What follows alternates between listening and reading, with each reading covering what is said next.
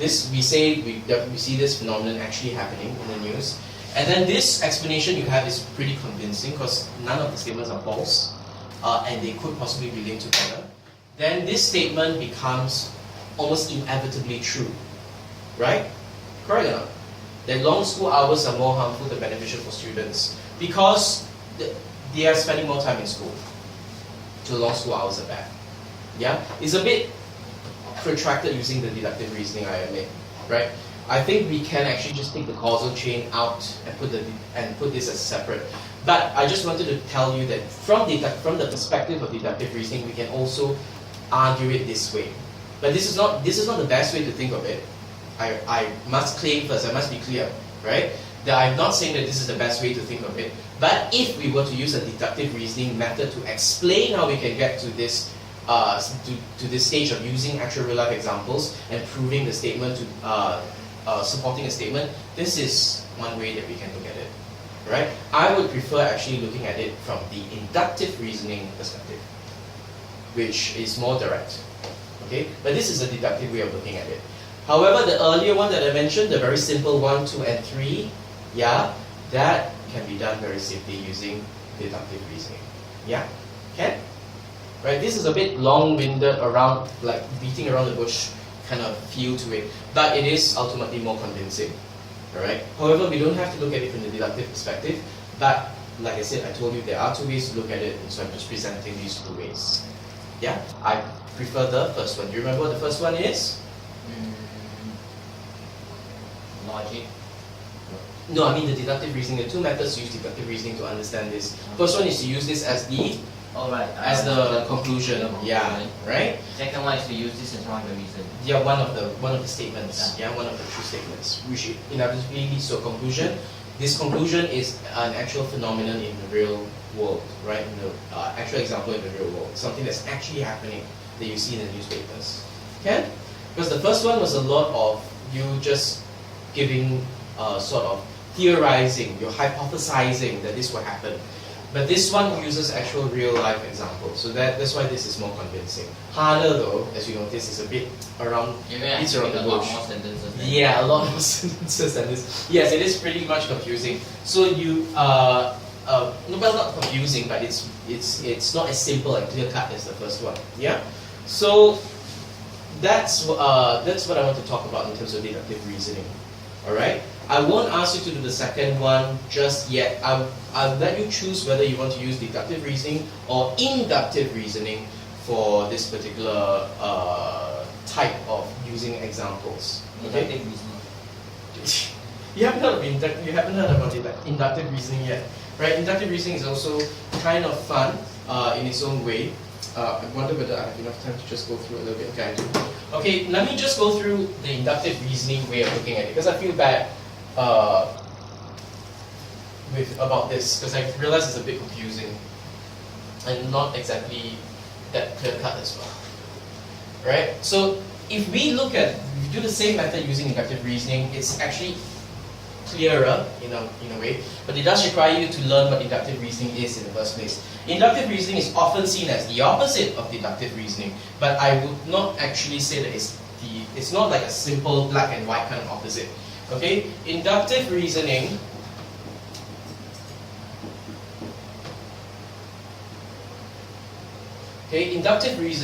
requires you to look at phenomenon in the real world. Now, previously, deductive reasoning was statements and then a conclusion right down here. Typically, what we have is a prediction of something that happens, of what will happen, or what is the truth, right? It's sort of a prediction. So if in the earlier example, if I say boys prefer blue and Raj prefers blue, therefore Raj is a boy, I'm predicting that is true, right? Inductive reasoning can be seen more as the reverse, because you don't actually look at a prediction, you look at phenomenon, and then you come to a general truth. What does this mean? So that would be, for instance, if I were to use the example, I ask a class of 20 boys, right, do you prefer blue or pink? and 20 boys all say blue. Then based on that data, I can come with that. Okay, so Tom says he prefers blue, John says he prefers blue, Sam says he prefers blue, this blue, that blue, blue, blue, blue, blue. And the common factor is they're all boys and they all prefer blue, so therefore I come to the general truth that boys prefer blue. Of course, 20 boys in one classroom is hardly, in a setting where they all might be listening to each other, is hardly fair, right? But that's essentially what inductive reasoning is. So inductive reasoning is kind of like, if I were to say that deductive reasoning is what you do in exams, inductive reasoning is what you do to find out the material that is in your textbooks. Because that's what scientists do. They do experiments, they figure out what happens, and they say, oh, this always happens when I add hydrochloric acid and metal, or when I add metal to hydrochloric acid, hydrogen is released. So it always has to be true for... Well, ideally that's the situation, but like I said, it depends on the accuracy, the conditions of your experiment. In a class of 20 boys, they're all listening to each other as I'm asking them, what's your favorite color? Oh, do you prefer blue or pink, blue or pink, blue or pink? Many boys would just say blue, right? Because if you say pink, then you go, oh, gay or whatever, yeah, that kind of rubbish. But it's, why can't a boy like pink? What has gender got to do with pink, right? We would probably say that it's, I would say biologically there's no reason that boys prefer blue to pink, right? A boy could like pink, but the factor that changes that are social factors, right? Social meaning, you know, mixing around people. People make you make certain decisions sometimes, yeah? Sometimes people bully someone in class because everybody else doesn't like the person, not necessarily referring to you, but there's the social pressure to bully that person. I've seen it when I was a student, right? There's social pressure sometimes to conform, like why wouldn't you wear a dress if you were more comfortable in a dress? Just because you're male, biologically male, it's got nothing to do with it. But people refrain from doing that. Whereas girls can wear t-shirt and pants. What's the reason for that? Why are girls not permanently in dresses then? So the factor cannot be biological, the factor is social. Okay?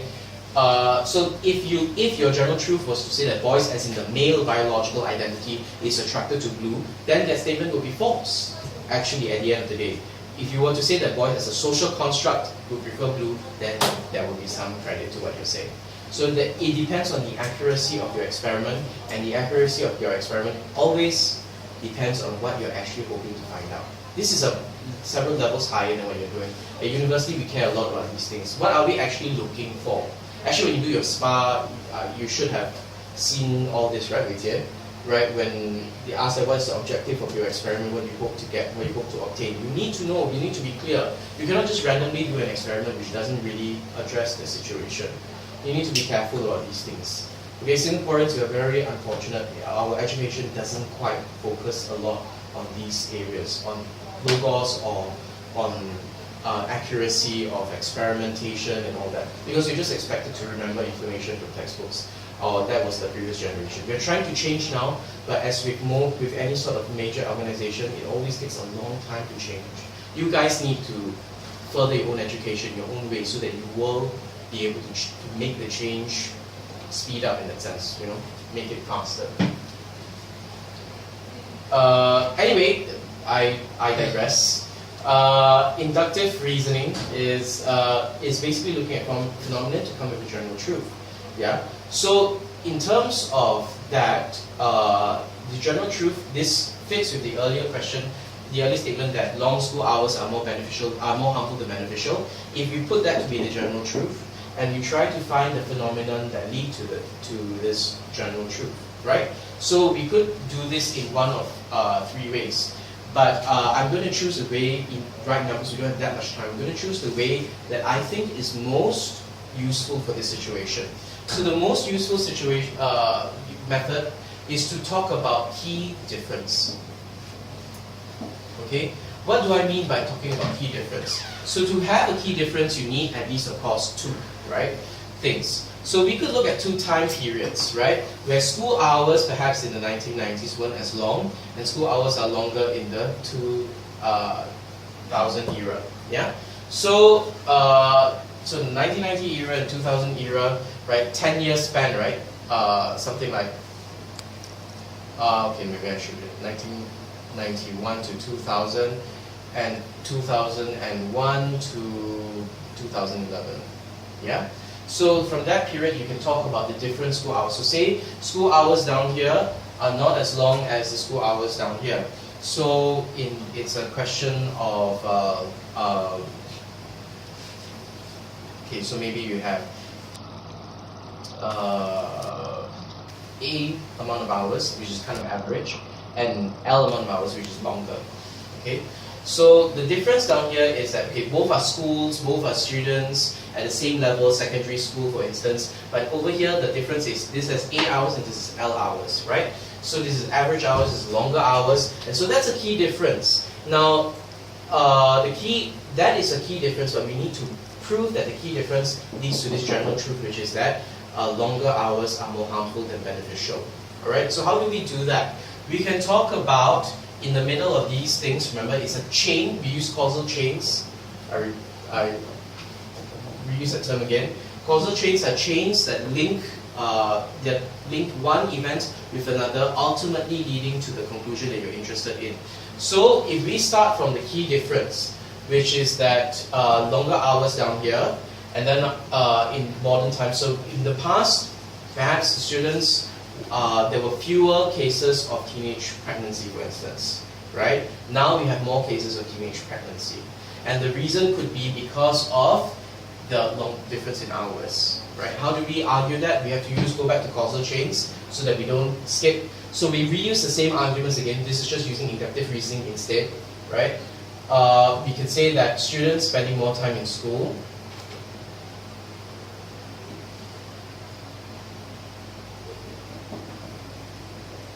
right?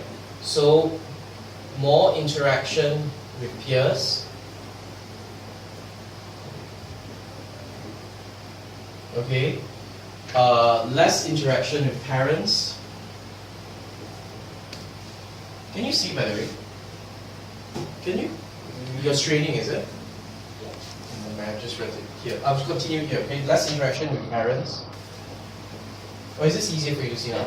Okay. Less interaction with parents.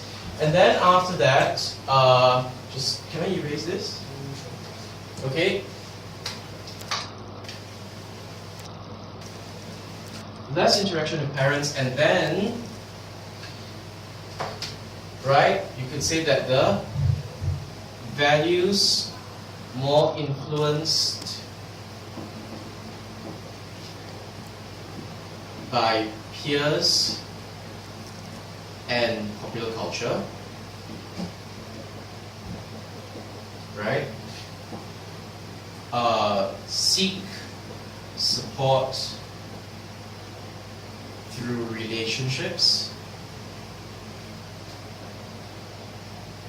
So they seek more support through relationships, and this actually happened during my era, and I think it's also happening for your era as well, where teenagers are getting more and more distance from their parents, so they feel that they seek emotional support and sometimes moral support from their boyfriends. I mean, I've often seen even I've seen other students being that way as well. They don't share things with their parents; they share with their friends and with their boyfriends or girlfriends or whatever, and that forms a sort of distance with parents. And so, because of that, how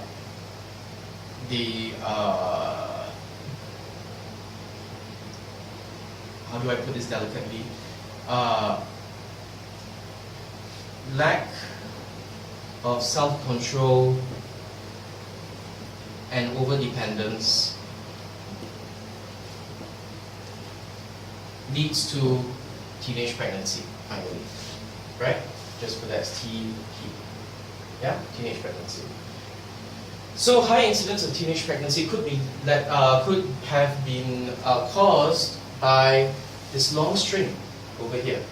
Okay? Now this is easier because we're not talking about this statement, that statement, ultimately leading to a lot of statements. Nothing like that. We're just simply talking about a phenomenon that could be linked by this sort of situation. We're looking at the phenomenon outside and trying to end up at a general truth. So Yeah. this is causal chain. Causal. Oh, causal. Right? Causal, the U would be behind the S, Oh. yeah? So this is causal, so what causes, in other words, from cause, yeah? Now, this is very powerful in terms of its strength, because each statement is linked to the next one, and so it's very strong. But what is the one weakness of causal chains? What is it? If anything goes wrong, everything goes wrong. Yes, very good. So if any one of the links is weak, right, then of course, the whole thing falls apart. Yeah? So it's very important that all of your links have to be solid. Okay?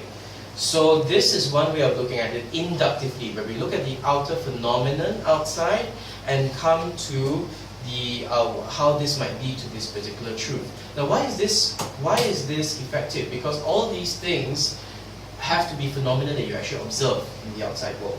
So it's necessarily true. It's not the same as when we do things deductively, when we rely on principles, theories. Because if any one of our statements is false, then we have a case of where the final statement is not true. So for that, right, deductively, each statement, right, must be true for the conclusion to be true, right? And whether the statement is true or not actually is proven inductively. How do we get the statements here? We actually apply inductive reasoning first. That's how we do things. That's why I said the deductive is very similar to how you get tested in exams. They ask you to apply the theory. But how did they get the theory? They got the theory by doing inductive reasoning, by doing experiments in the real world, observe things in the real world, and then derive a general truth. This general truth is then used deductively. Yeah?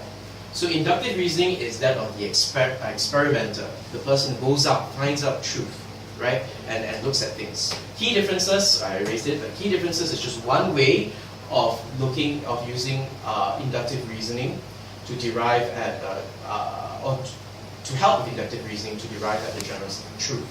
There are another two more methods to do that. Don't want to belabor the points at this point because I think we've just gone through deductive. We've gone through a bit of inductive as an alternative to the second way of looking at deductive. Yeah, because I think it's better. Right? So causal chains, we've looked at causal chains. We've also looked at how deductive reasoning can be used in two particular ways. Yeah, as you know, I prefer the first way because it's simpler and it's more at your level. However, if you want to use evidence, inductive reasoning is more useful for this. Okay, to show how your evidence leads up to whatever you're trying to prove. Okay, and of course, this is just a small portion well, it's the fundamental portion of logos logic, which is in itself one of three pillars, which is logos, and the other two are. Let me remember. Pathos. And ethos. Yes, and ethos. Right? And pathos is? Emotions. Very good. And ethos is?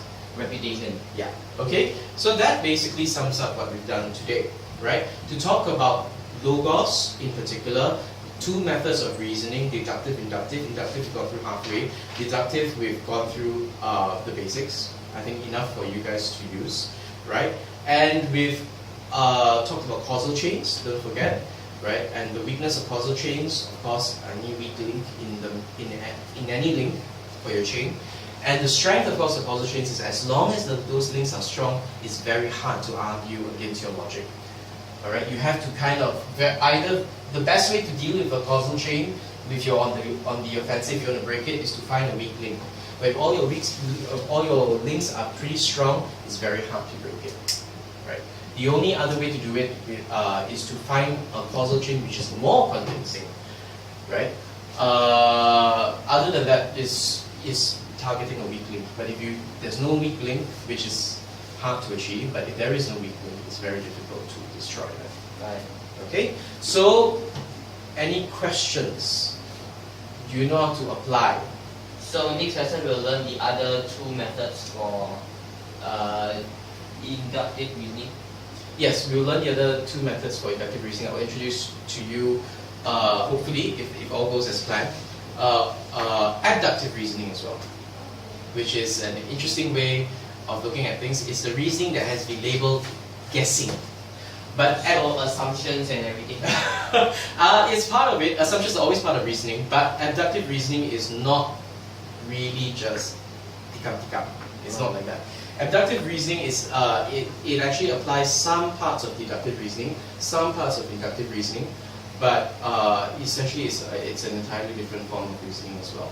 So these three forms of reasoning are used a lot, and you'll be surprised, abductive reasoning is the kind of reasoning that you guys use the most when you're every day.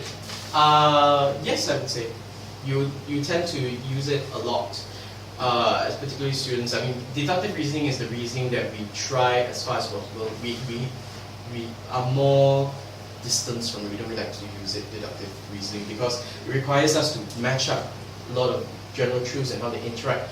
And it's so much easier for us to just experience the thing. Just try like that, you know lah, kind of, you know. Like you don't say, well, the volume of this cup is this much, the amount of ice in this cup is this much, based on the properties of water at this temperature, at this room pressure, at atmospheric pressure, and everything. No one's going to do that. People are just going to pour and figure out. So that's basically more closer to inductive when you actually do experiments to figure out whether that can fit or not. Yeah? So deductive reasoning is the hardest and most distant from our normal way of doing things, which is also why we have a lot of trouble with it in examinations, because that's how you test it. Inductive reasoning? No, deductive. Oh, deductive. Yeah, because it requires principles. It's not really trying it out. Yeah, if you want to figure out if you, at this amount of strength, with this amount of force, how far does the box move across the room? Just do it, man. You wouldn't sit down calculating, right? But in an exam setting, you would be forced to sit down and calculate, which is why we find it more difficult. Now, I tell you this because I want you to understand that this reasoning is not just for English. It's for everything that you do in your science, in whatever. When you're doing things, figure out what are you doing. Are you doing deductive reasoning? Are you doing inductive reasoning? What kind of reasoning are you applying? If you know that your examinations are mostly deductive reasoning, you have to ask yourself, what are the statements that are being tested on? Then it's easier for you to get your answer. Okay? Be smart when you're doing exams, because they expect you to be. Alright? So you need to be able to preempt certain things that you're doing based on the kinds of statements that you think you're being tested on. So when you're learning, when you're studying, do that as well, okay, for science. You know what happens, right, when you all don't study for science and mathematics? First thing you'll sacrifice is English. English, your language, how to study, you cannot study. Just wing it during the exam. That's what happens, so don't do that. You do need to study. So make sure that you use whatever tips you get from whatever subjects to whichever subjects to help you with your core subjects. Because English is also a core, it also needs to be worked upon. How are you doing with your revision for grammar? Have you picked out the thing? Have you done what I asked you to do? Pick out all the mistakes? Collected it already? Collect it, okay, please hurry. Time's are wasting. Really seriously, you will not have time. If you're not done by June for your grammar, there's practically no time already to help with your grammar. Yeah? So Weijie, as you may or may not know, is doing his O-levels this year. So next year, this year? Oh, sorry. Keep forgetting we're still in December. Yeah, please, 2 weeks doesn't really hardly matters, okay? So not hardly matters, but as in, it's soon to be next year. So if you're still in the same class, you can see progressively how stressed he gets, so you get some indication of how you should also prepare for it. Okay? Now, the homework for today is very simple. I want you to be able to use deductive reasoning. So I'm going to assign you not the same question. Okay? And how many reasons should we come up for this? I want 3 sets of deductive reasoning, and I want 2 sets of causal chains. So 5 in total. Okay, when we say deductive reasoning, it means like we take a reason and then after that we have to. It's like the same with the long school hours are more harmful than beneficial for students. It's the same structure as the deductive reasoning that I showed you earlier for the deductive reasoning. The first one. The second one, if you want to do it, but I recommend, my strong recommendation, because as we went through it, it was pretty clunky, right? So my recommendation is to do the easier one. And if you want to use the evidence thing, let's just use the causal chains. Okay?